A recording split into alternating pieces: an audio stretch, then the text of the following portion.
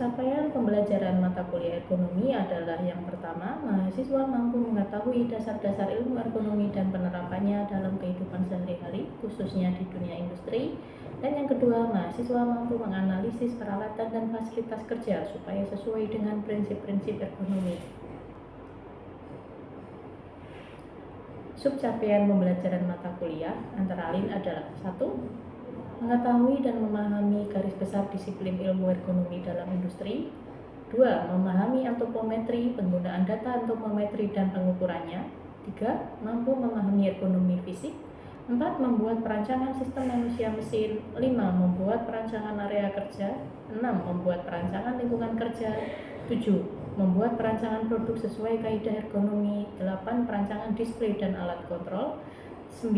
Memahami manajemen stres di tempat kerja.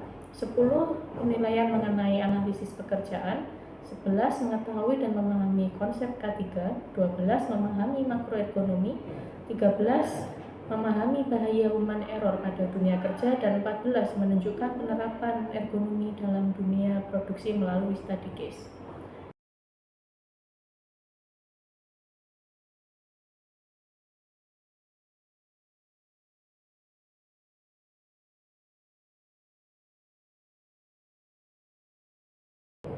Untuk deskripsi mata kuliah ini adalah mata kuliah yang membahas tentang penerapan ilmu ergonomi sebagai ilmu yang mempelajari analisa perilaku manusia dalam kaitannya dengan pekerjaan. Selain itu, dipelajari juga mengenai penerapan teori ergonomi dalam dunia kerja. Daftar pustaka yang kami gunakan adalah buku Introduction to Human Factor and Ergonomics oleh Bridger yang diterbitkan tahun 2018 oleh CRC Press. Dan yang kedua, Work Design Occupational Ergonomics oleh Stephen yang diterbitkan pada tahun 2008 oleh CRC Press. Materi kuliah disampaikan melalui ceramah, diskusi, dan studi kasus. Untuk pengalaman belajar mahasiswa yang dinilai antara lain adalah keaktifan di kelas, tingkat kehadiran, nilai-nilai tugas, nilai-nilai UTS, nilai-nilai UAS, dan juga kuis yang diberikan selama pembelajaran 1 semester. Untuk tugas diberikan melalui penugasan mandiri maupun kelompok yang dilakukan selama 5 kali dalam 1 semester, sedangkan untuk kuis dilakukan 2 kali selama 1 semester, yaitu sebelum UTS dan sebelum UAS. Penilaian yang lain adalah UAS dan UTS dengan proporsi nilai untuk semua penilaian adalah nilai tugas 20%, nilai kuis 25%, nilai UTS 25%, dan nilai UAS adalah 30%. Penugasan secara individu yang dilakukan secara mandiri dengan pemberian soal-soal yang berkaitan dengan materi pembelajaran. Yang kedua adalah diskusi dengan satu kelompok untuk membahas suatu studi kasus dan kemudian mempresentasikannya di depan kelas. Selain itu juga diberikan tanya jawab di kelas untuk menilai keaktifan mahasiswa.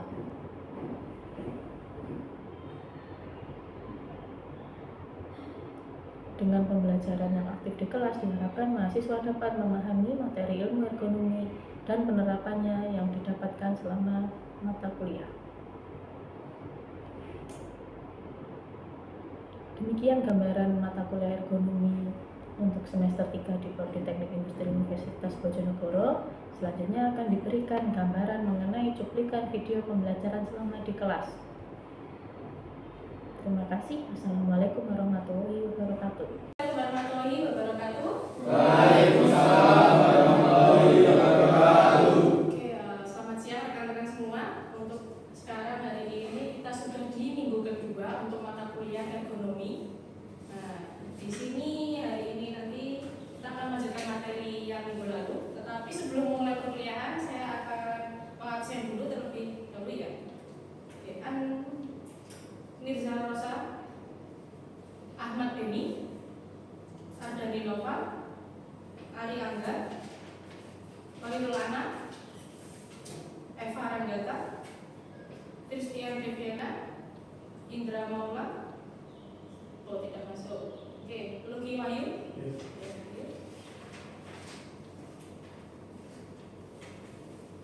Syabran Soli Fauzan, Novia Pramesti, Rio Emaya, tidak hadir ya.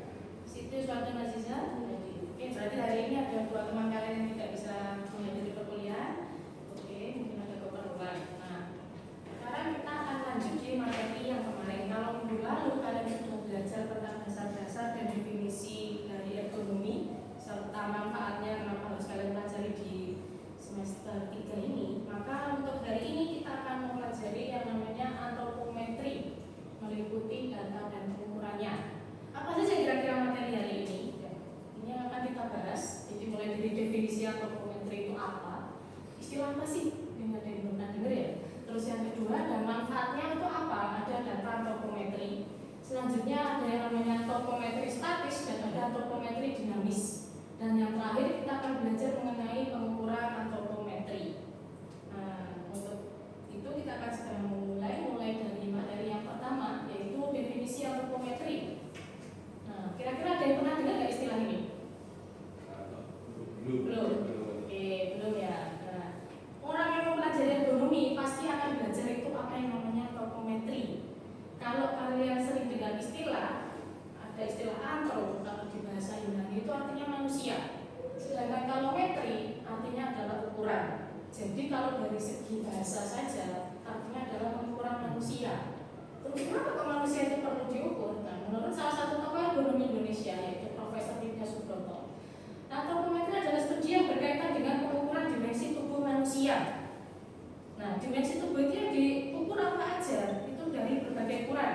Yang pertama tentunya mulai dari tinggi dan berat badan. Selanjutnya adalah posisi tubuh dia, baik saat berdiri maupun dia saat duduk. Nah, sehingga nanti waktu diukur, maka posisi orang yang diukur harus mencoba berdiri dan juga mencoba duduk. Nanti dia akan diukur seluruh badannya, mulai dari rentang tangan, lingkar tubuhnya, dari kepala dan seterusnya. Nah, nanti itu yang akan kita pelajari di sesi yang terakhir. Nah, terus kenapa kalau harus ada ilmu antropometri di dalam ekonomi? Nah, studi ini ternyata penting ya, studi antropometri ini, karena nanti data antropometri itu akan digunakan untuk berbagai keperluan. Misalnya satu, untuk perancangan stasiun kerja, yang dua untuk membuat fasilitas kerja, dan tiga adalah desain produk. Nah, mungkin dari sini kalian akan bisa ngira-ngira ya, kita selama hidup, selama bekerja itu akan memakai berbagai fasilitas dan produk. Nah, kalau misalnya barangnya nggak sesuai dengan ukuran tubuh kalian nyaman nggak? Kenapa kok kursi mahasiswa itu bentuknya seperti ini? Beda mungkin waktu kalian zaman SD, zaman SMA mungkin berbeda semua karena fungsinya juga beda dan ukuran badan kalian itu sudah berbeda, sehingga perlu adanya penyesuaian. Nah, data antropometri ini fungsinya ya untuk itu tadi, supaya saat membuat produk akan sesuai dengan postur tubuh si calon penggunanya. Jadi harus disesuaikan antara calon pengguna barang tersebut. Jadi manfaatnya apa aja? Mungkin dari yang saya bicarakan sudah bisa ketangkap sedikit manfaat data antropometri itu apa ya? Yang pertama untuk perancangan area kerja, nah itu tadi. Jadi orang itu kalau ada di area kerja, misalnya contoh gambar di sini area kerja mungkin pegawai administrasi ya, kerjanya butuh komputer. Dia harus dirancang misalnya kira-kira dia duduknya itu yang nyaman tingginya seberapa. Terus meja yang dia pakai saat dia duduk itu harusnya seberapa? Karena kalau terlalu tinggi atau rendah tentunya nggak enak dipakai kerja. Termasuk bahkan apakah kursinya ini perlu yang bisa bergerak bebas atau tidak? Nah, itu disesuaikan dengan pekerjaannya dia. Kalau mungkin orangnya butuh sambil geser ke sana kemari, maka harus membeli atau memakai kursi yang sesuai. Yang kedua juga untuk merancang peralatan kerja. Nah, ini misalnya ya, peralatan kerja itu bermacam-macam. Yang saya ambil contoh mungkin yang untuk pekerjaan tukang seperti gunting, ngopeng, perkakas mesin dan lain-lain. Saat kalian pakai misalnya yang mudah aja mungkin ada remote ya, kalian pegang, ini genggamannya harus nyaman dan pas. Kalau misalnya remote ini ukurannya sebesar ini, tentu kan nggak enak untuk dipakai gitu, dan nggak praktis lagi. Sehingga bahkan untuk membuat remote ini kalian harus sesuaikan dengan ukuran rata-rata genggaman manusia. Selanjutnya yang ketiga untuk perancangan produk konsumtif. Ya, ini mulai dari yang kalian pakai semuanya, dari konsumtif mulai sepatu, celana, baju, topi dan lain-lain. Itu tentu juga harus sesuai.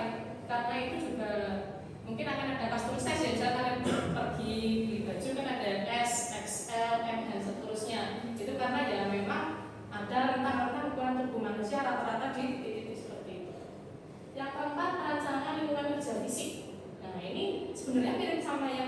tujuan pertama. Cuman kalau untuk lingkungan kerja fisik itu sudah meliputi perancangan lingkungannya, mulai dari temperaturnya, cahayanya. Jadi seperti di ruangan ini, kalian ada di ruang kelas, ada suhu tertentu AC yang sesuai. Misalnya untuk kapasitas 20 orang, maka dengan luasan ruangan sekitar ini 5 meter kali 4 meter, maka dicari suhu yang sesuai. Misalnya kan AC-nya harus menyala 16 derajat Celcius ya.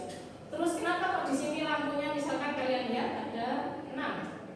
Nah itu karena memang sudah disesuaikan intensitas cahayanya saat dipakai perkuliahan ya, ini yang paling sesuai supaya nyaman untuk mata. Karena kalian kuliah kan selain dengan materi juga kadang menulis, kerjakan tugas, membaca dan lain-lain, sehingga intensitas cahayanya harus sesuai dan suhunya harus nyaman supaya kalian bisa mencapai tujuan perkuliahan dengan baik. Nah itu tadi tentang manfaat penggunaan atopometri. Kita lanjut ke materi selanjutnya, yaitu jenis pengukuran atopometri ada 2, yaitu statis dan dinamis. Ini yang pertama adalah yang tentang atopometri dinamis. Kira-kira apa artinya dinamis? Gimana Mas Anam? Suratnya lebih keras? Oke, yang lain ini definisinya? Oke, tidak tetap. Nah, oke ya. Jadi statis itu situasi posisi yang memang melakukan perubahan. Berarti bisa bergerak, bisa tadi atau tidak diam di tempat ya. Betul tadi sebenarnya definisinya ya, sudah didapatkan. Jadi kira-kira ada pengukuran atopometri yang dilakukan saat posisi tubuh bergerak. Kenapa harus dilakukan ya? Tentunya karena ada beberapa peralatan atau fasilitas kerja yang dipakai itu penggunanya juga bergerak. Nah ini contohnya kita ambil waktu posisi orang nyetir. Kalau kalian nyetir tangannya nggak diam kan ya? Nyalakan setirnya, terus personel ngerem dan lain-lain. Artinya posisi tubuhmu itu tidak statis. Walaupun saat dari jauh duduk diam saja. Tapi ada bagian tubuh kalian itu yang harus selalu bergerak. Untuk arahkan setir kan nggak berhenti ya selama perjalanan. Itu sudah termasuk statis. Jadi ini contohnya ada juga yang harus dilakukan secara statis. Nah ini kita lihat contoh-contoh yang sudah saya berikan ya. Untuk pengukuran dinamis, misalnya untuk keadaan mekanis, misalnya saat mempelajari performa atlet. Nah kita tahu ya atlet itu kan dikenal karena dia perubahan gerak fisiknya, bagi atlet lari atau gerakan atletik senam dan seterusnya, sehingga perlu diukur si atlet ini bergeraknya itu apa saja. Apakah dia sampai melompat tinggi misalkan, atau harus meletakkan tangannya secara berkali-kali, atau harus misalkan pemain bola itu kakinya itu bergeraknya sampai sudutnya ke berapa derajat, itu perlu dipelajari. Jadi salah satu yang sering dipakai untuk pengukuran dinamis adalah atlet. Contoh kedua adalah pengukuran jangkauan ruangan saat bekerja. Ya ini biasanya kalau seperti tadi, orangnya memang kerjanya diam di tempat, tetapi tangannya harus menjangkau beberapa peralatan, sehingga dia juga walaupun terlihat duduk, tapi sebenarnya dia itu selalu bergerak untuk anggota tubuh tertentu. Nah, yang lain ada juga untuk pengukuran variabilitas kerja, misalnya analisis kinematika atau kemampuan jari tangan seorang juru ketik. Nah, ini juga sama ya. Kalau kalian lihat orang yang ketik, memang secara badan dia diam, tapi jarinya bergerak terus. Nah, sehingga itu juga nanti terpakai untuk mengukur kenapa sih keyboard rata-rata ukurannya seperti itu. Itu sebenarnya juga sudah ada pengukuran atopometri untuk mengira-ngira saat jari-jari tangan bekerja itu butuh luasan tempat seberapa. Oke, selanjutnya ini adalah atopometri statis. Ya. Kalau tadi bergerak atau dinamis, berarti ini adalah yang kondisi diam. Nah, ini yang biasanya digunakan untuk pengukuran dasar. Nah, ini yang akan bisa nanti kalian praktekkan di laboratorium ergonomi di Unigoro sudah ada. Jadi kita bisa melakukan atopometri statis untuk mengukur semua dimensi ukuran tubuh. Nanti kita praktekkan caranya sedikit. Jadi nanti kalian duduk di kursi atopometri, sudah ada penggaris pengukurnya, sehingga semua badan kalian nanti meliputi 37 dimensi akan diukur secara otomatis. Sekarang kita akan mempelajari kenapa kok ada benda di sekitar kita yang harus benar-benar memenuhi kriteria ergonomi. Artinya biasanya untuk memenuhi kriteria ergonomi salah satunya harus memiliki ukuran yang sesuai, berarti butuh data atopometri. Kira-kira benda apa ya di kelas ini yang harus cocok sama ukuran tubuh kalian? Kursi. Nah, oke, kursi yang kalian pakai tadi ya.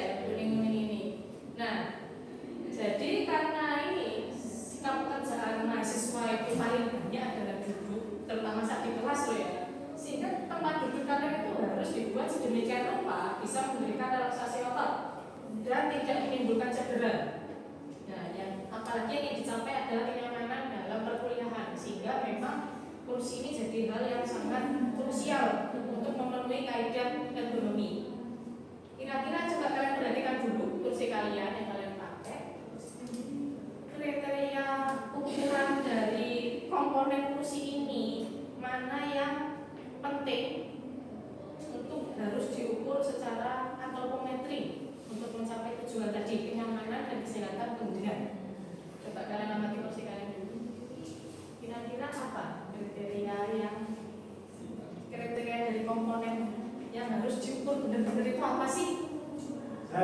Oh ya, gimana mungkin Mas Uki? dari panjang alas duduknya, karena yang menentukan kenyamanan menurut saya itu dengan diperhatikan ukuran sama mahasiswanya rata-rata, dan itu akan menimbulkan kenyamanan bagi mahasiswa. Ya, karena kan itu menyangga berat badan kalian tuh ya, jadinya bagian situ oke. Harus. Ya ada lagi, silakan. Yuk Bang Lucia. Level alas duduk Bu. Karena alas duduk itu berpengaruh sama orangnya lagi duduk. Jadi harus lebih lebar daripada orang yang duduk itu. Oh iya betul, karena kalau lebih sempit kan artinya kursinya kecilan, jadi nggak enak dipakai. Makanya kalian nggak bisa pakai kursi untuk anak SD lagi. Oke, coba lagi cek lagi apa kira-kira yang harus nyaman dari komponen kursi kalian. Mungkin dari saya. Oh ya Mas Benny, silakan.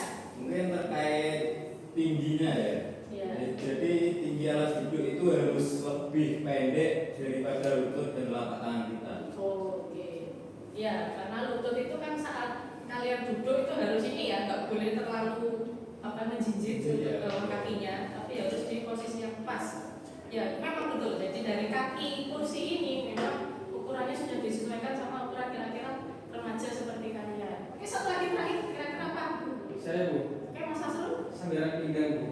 Oke. Mungkin karena bagian bawahnya setinggi dengan pinggul jadi terlihat nyaman. Oke, ya. Kalau kalian duduk di model warung mungkin yang nggak ada sandaran punggungnya kan lama-lama capek ya. Sementara kalian ini dengarkan kuliah kan bisa berjam-jam. Rasanya akan terasa berat kalau nggak ada yang nyangga dari pinggang kalian. Oke, saya rasa berarti kalian sudah cukup memaknai dari perkuliahan hari ini. Ya, plus untuk kalian semua. Tutup dulu. Oke, kita sekarang ada di bagian yang sesi terakhir dari materi ini, yaitu tentang pengukuran atau otometri.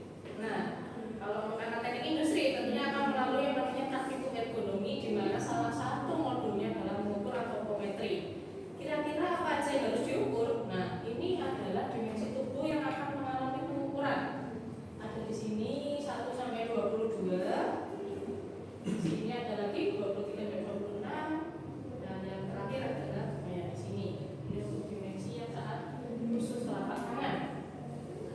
Kita kembali ke dimensi yang harus diukur. Jadi saat pengukuran topometri akan duduk seperti ini untuk perhatikan. Nah, ini adalah gambarannya di mana cara pengukuran topometri dilakukan.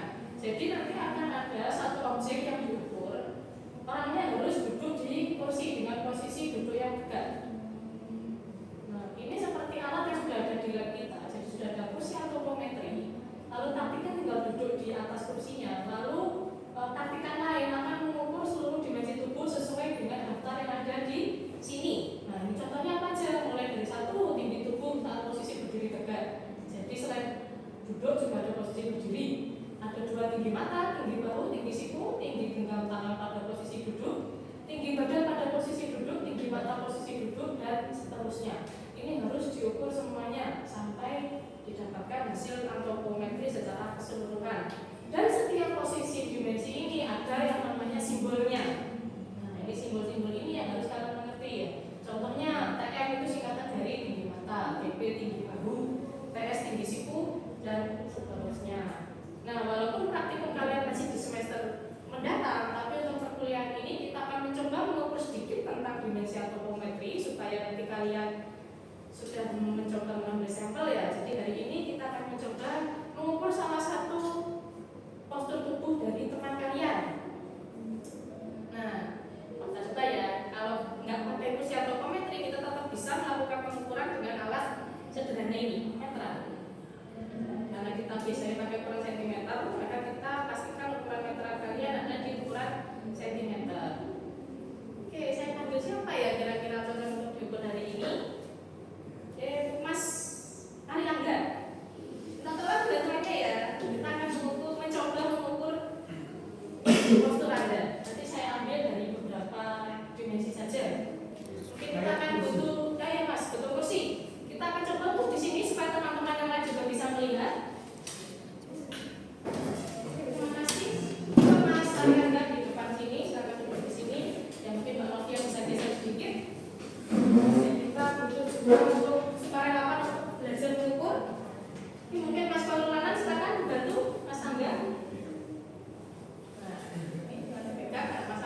Sudah belum ini?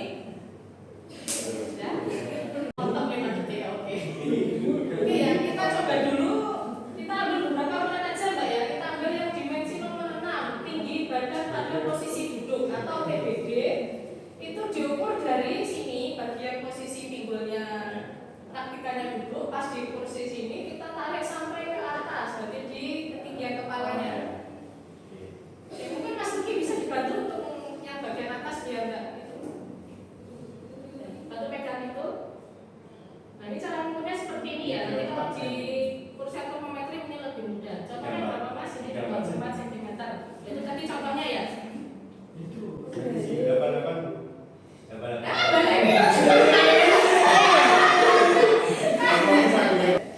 Action. Nah ini sudah ada ya. Jadi praktikan yang akan diukur pastikan dia duduk dengan postur tegak. Mas tegak dulu. Nah sekarang saya butuh lagi bantuan dua mahasiswa untuk melakukan pengukuran. Kita coba 3 ukuran aja. Nah kita akan coba di posisi ini ada 6, ada 7, ada 8. Ini karena posisinya duduk, ini akan mudah untuk mencoba mengukur. Alatnya sederhana aja, kita cukup pakai ini meteran. Nah, oke, saya butuh bantuan 2 mahasiswa. Mungkin Mas Anak sama Mas Luki bisa ke sini untuk mencoba mengukur temannya. Yang nomor 6 dulu. Oke, nomor 6 adalah tinggi badan pada posisi duduk atau TBD. Anda ukur ya dari posisi pinggulnya sampai pas duduk lalu sampai ke atas tinggi di batas kepalanya. Ke atas tinggi.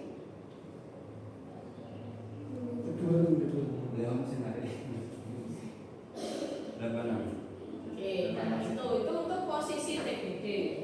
Sekarang kita ke 7, tinggi mata posisi duduk atau TMPD.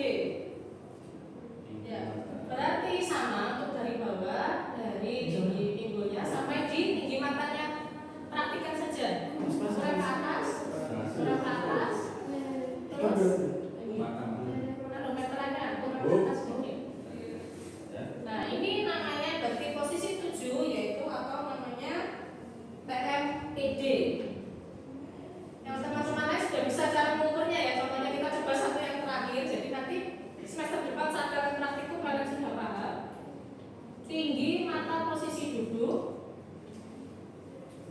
Oh, tinggi bahu pada posisi duduk atau di nomor 8 di sini ya, dari bahu sini sampai ke posisi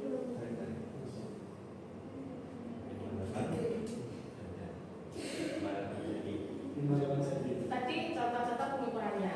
Kalau di lab nanti sudah ada kursi anemometri maka akan lebih mudah karena pengukurnya sudah terbantu yang menempel di bagian badan kursi karena tidak perlu meteran lagi. Oke, silakan kembali. Terima kasih untuk bantuannya.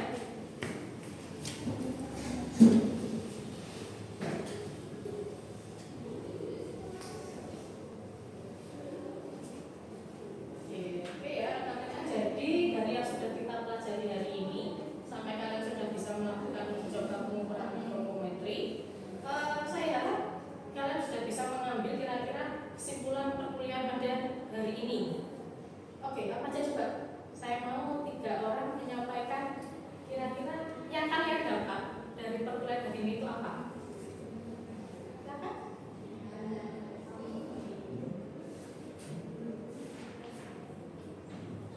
Mungkin Mbak Eva. Jadi kan ini mempelajari tentang antropometri ya. Nah dari antropometri sendiri kita bisa mengetahui bahwa semua barang yang ada di dalam keseharian kita itu semuanya diukur sesuai dengan tubuh kita. Oke ya. Oke. Terus tadi ya, tadi katanya Mbak Eva bahwa pengukuran peralatan sehari atau benda-benda itu mengukur tubuh kita. Kira-kira tujuannya apa? Mungkin Mbak Devi?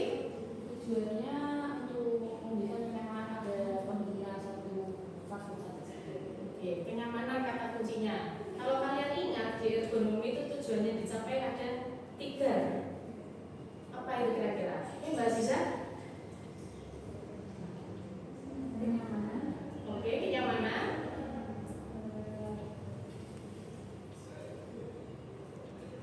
Yang kedua bisa membantu siapa?